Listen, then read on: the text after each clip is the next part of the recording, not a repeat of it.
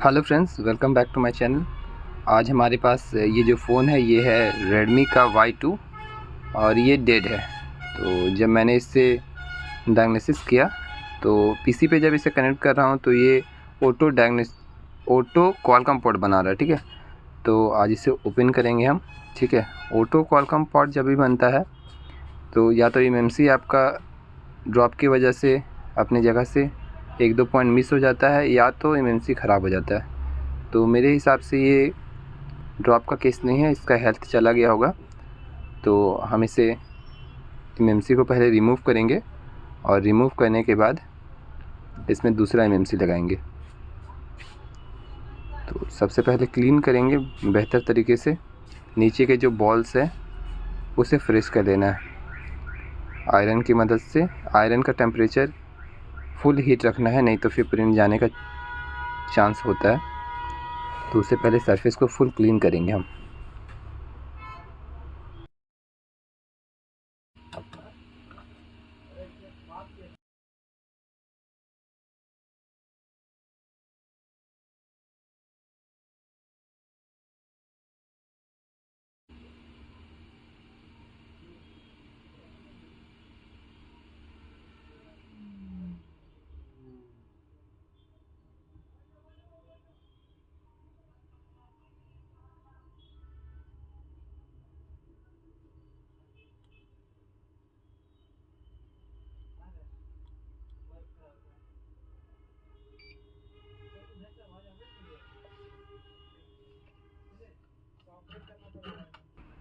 MMC market में जल्दी मिलता नहीं है, ठीक है, और मिलेगा भी तो काफ़ी कॉस्टली होगा। तो आपको किसी डेड फ़ोन से वो एमएमसी निकालना पड़ेगा। डेड फ़ोन कोई भी आप देख लीजिए और कंफर्टेबल एमएमसी होनी चाहिए। उसका भी सॉफ्टवेयर का लिंक मैं दे दूंगा आपको, वहाँ से आप देख सकेंगे कौन सा एमएमसी किस में लगता है।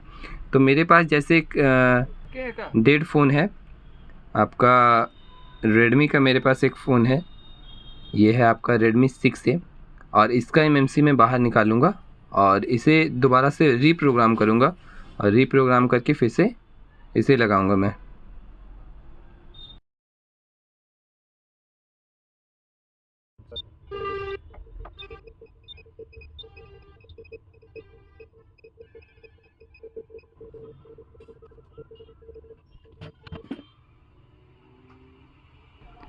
तो एमएमसी हमने निकाल ली है और इसे अब हम रिवॉल्व करेंगे। तो रिवॉल्व करने से पहले आपको एमएमसी को अच्छे तरीके से साफ़ कर लेना है और एमएमसी निकालते समय ये ध्यान रखना है कि आपका जो टेम्परेचर है और आपका जो एयर है वो आपका सही तरीके से होना चाहिए। ज़्यादा टेम्परेचर और हीट दे देंगे तो एमएमसी डैमेज हो जाएगा, या फिर लो टेम्परेचर भी रखेंगे तो आपका प्रॉब्लम ये आएगा कि आप निकालेंगे तो आपका जो पॉइंट्स है एमएमसी का जो पॉइंट्स है वो डैमेज हो जाएगा और उसके बाद फिर कोई काम का वो रहेगा नहीं। तो अच्छी तरह से क्लीन कर लेना है। और जैसे कि आप देख रहे हैं मैं स्टेंसिल मार्ट व्यू का यूज़ कर रहा हूँ। ये बहुत अच्छा स्टेंसिल है, इसमें बॉल बनाने में आपको कोई भी परेशानी नहीं आएगी। तो अगर आप नॉर्मल भी यूज़ करना चाहते हैं, आपके हैंड स्किल अच्छी है, तो आप नॉर्मल क्या कहते हैं उसे, स्टेंसिल जो है उसे यूज़ कर सकते हैं। ये देखिए मैंने इससे बनाया है और इसके बॉल्स देखिए, मेरे हिसाब से, मेरे काम के हिसाब से ये ठीक है। और अब इसे हम UEFI पे चेक करेंगे।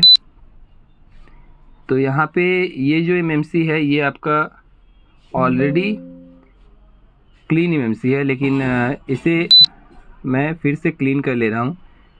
जो भी प्रोग्रामिंग वगैरह जानते हैं वो सारे स्टेप्स जानते हैं, फिर भी मैं इसे क्लीन करके दिखा दे रहा हूँ। अगर आप दूसरे किसी बोर्ड का एमएमसी लेते हैं और वो प्रोग्राम नहीं है, सॉरी, वो क्लीन एमएमसी नहीं है। क्लीन एमएमसी मीन्स अगर आप कोई भी एमएमसी यूज़ करते हैं तो कंपनी उसे लॉक करके देती है, ठीक है। अगर आप उसे डायरेक्ट फ्लैश करके अगर लगा दोगे तो वो काम नहीं करेगा, आपका रीस्टार्ट पे आ जाएगा या आपका क्वालकॉम पोर्ट पे आ जाएगा।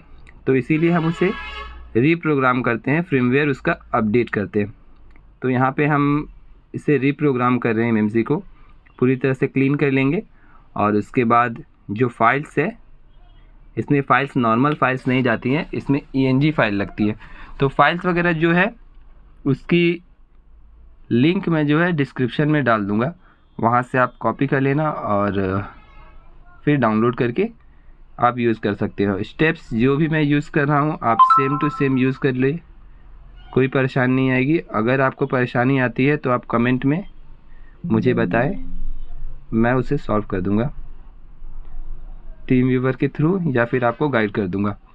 तो ENG फाइल बेसिकली काम ये करता है कि आपको इंजीनियरिंग मोड में वो ले जाता है और वहाँ पे आप IMI वगैरह उसका राइट कर सकते हैं। प्रोग्रामिंग जब भी आप करते हैं तो एक एक चीज़, एक एक स्टेप को ध्यान से देखना है और ध्यान से करना है। एक भी अगर मिस होगा तो आपका काम नहीं बनेगा, ठीक है।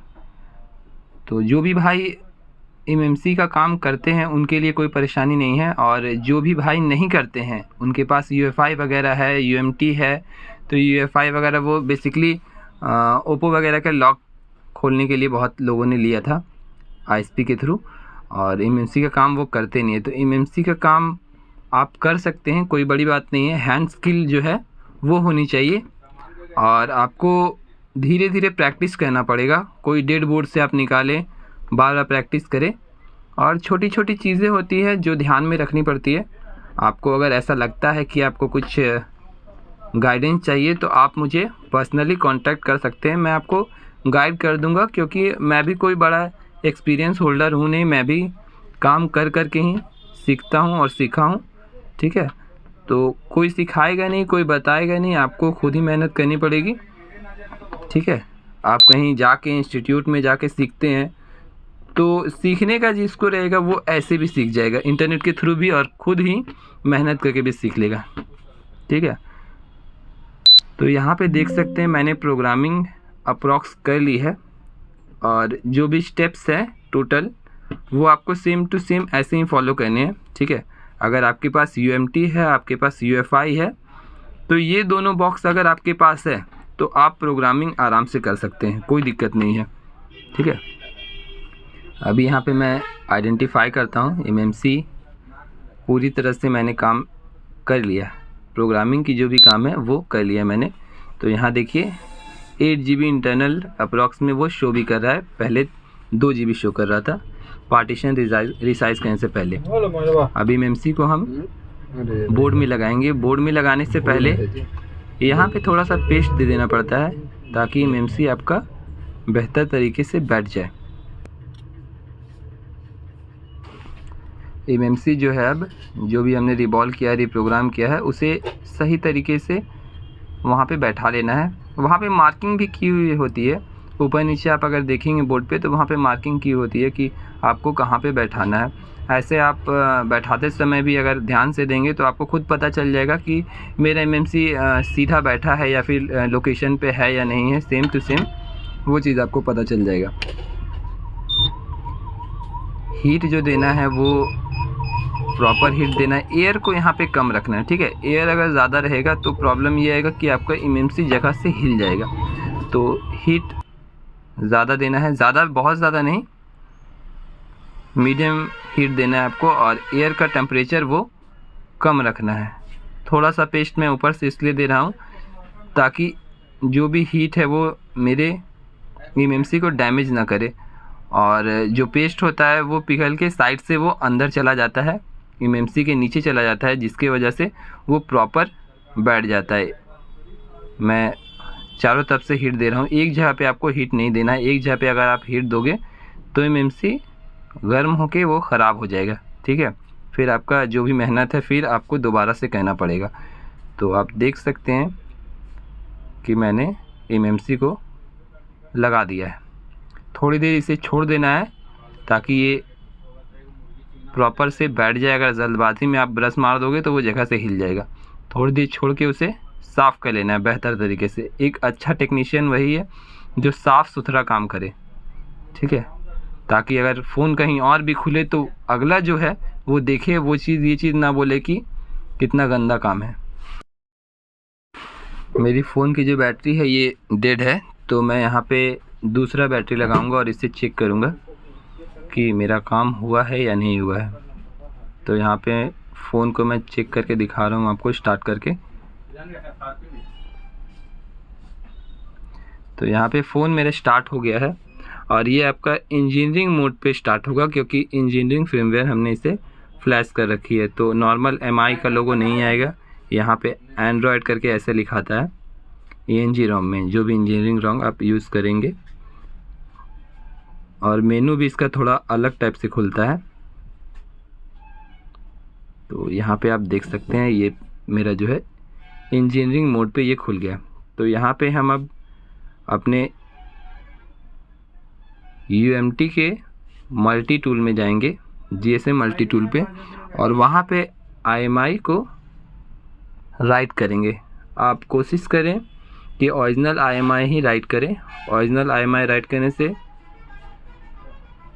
आप दोनों IMI रिपेयर कर सकते हैं। अदरवाइज़ आपको सिर्फ सेकंड IMI ही राइट करना है। अगर दोनों IMI राइट आप दूसरे बोर्ड से करते हैं तो आपको NV एरर का एरर आएगा। NV एरर आपको लिखाएगा फ़ोन स्टार्ट होते के साथ ही वो आपको रिकवरी मोड में चला जाएगा और NV एरर आपको शो होगा, जैसा कि इमेज में शो हो रहा है आपके राइट साइड में। अगर आपको IMI रिपेयर का ऑप्शन नहीं शो हो रहा है तो आपको UMT GSM मल्टी टूल का इंटरनेशनल वर्ज़न डाउनलोड करना है, वहाँ पे आप रिपेयर कर सकते हैं। लेकिन आप कोशिश करें कि आप ओरिजिनल IMI ही यूज़ करें। ओरिजिनल IMI अगर नहीं है तो फ़ोन को बनाए ही नहीं, रिपेयर ही ना करें। IMI जो है कस्टमर से आप ले सकते हैं, उनके फ़ोन के बॉक्स के पीछे, या फिर अगर बिल हो तो बिल से आप मैच करके IMI राइट कर सकते हैं। अब जो हमारा फाइनल प्रोसेस है वो हम करेंगे।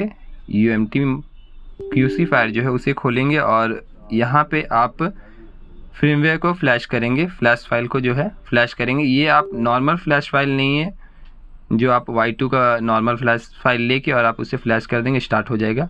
ये एक मॉडिफाइड ROM है, तो आपको इसी को यूज़ करना है, दूसरा फाइल यूज़ नहीं करना है।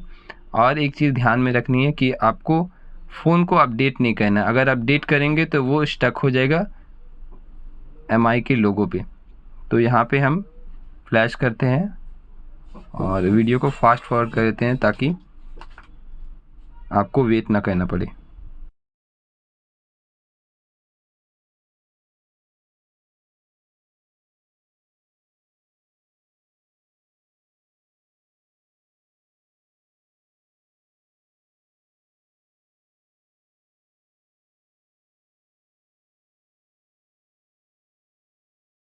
तो यहाँ पे मैंने पूरी तरह से फ्लैशिंग कंप्लीट कर ली है और फ़ोन को स्टार्ट कर रहा हूँ मैं। और फ़ोन को स्टार्ट कर लेते हैं। और जो पिछली बार मैंने स्टार्ट किया था फ़ोन को, तो उस टाइम आपने देखा था कि ENG ROM था, तो एंड्रॉयड करके लोगो आया था। इस टाइम जो है ये आपका MIUI का लोगो आएगा, क्योंकि ये ओरिजिनल फ्लैश फाइल हो गया। ओरिजिनल फ्लैश फाइल ही आपका थोड़ा सा मॉडिफाइड है, हल्का सा इसमें मॉडिफिकेशन किया गया है। और कौन सी फ़ाइल मॉडिफाई की गई है, अगर आपको जानकारी चाहिए तो वो भी मैं बता दूंगा। आपको पर्सनली मुझे व्हाट्सअप या मैसेज करना पड़ेगा।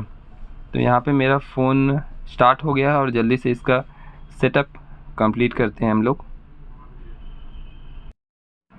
अगर आपको लगता है कि आप ये काम नहीं कर सकते हैं और आपको ज़रूरी है, या फिर कोई भाई जो है टेक्नीशियन नहीं है और मेरा वीडियो देख रहे हैं, उनके साथ फ़ोन में यही प्रॉब्लम है, MI की फ़ोन है 6A 5A 7A, sorry 7A नहीं 6A 5A Y2 Note 5 Pro Note 6 Pro, ऐसा कोई भी फ़ोन है और वो MI के लोगों पे लटका हुआ है, या फिर आपका फ़ोन डेड हो गया है, तो वो कुरियर के थ्रू भी हमें भेज सकते हैं और हम उसे रिपेयर करके फिर से वापस उन्हें उनके लोकेशन पे कुरियर के थ्रू ही फ़ोन भेज देंगे। जो चार्ज है